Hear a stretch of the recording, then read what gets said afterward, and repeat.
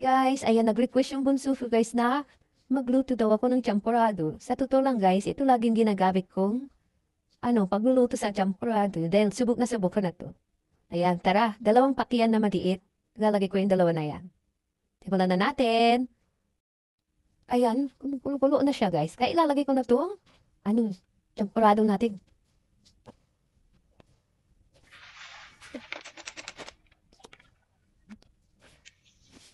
Ayan.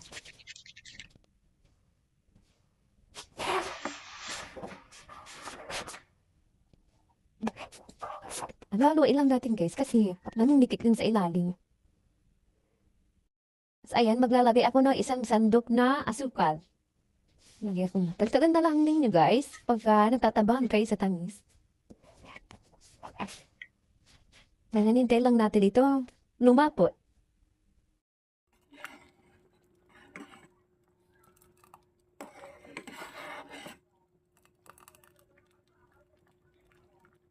Excited si Primo. Oh, matikman yung ating champurado. Wait lang, mainit.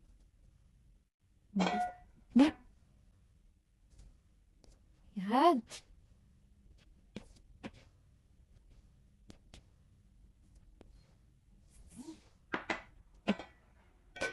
Ito na siya guys.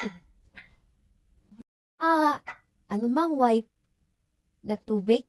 Kumulo. Sobrang sarap. Tapos nilagyan natin ng evaporated milk. Konting. Abang na siya.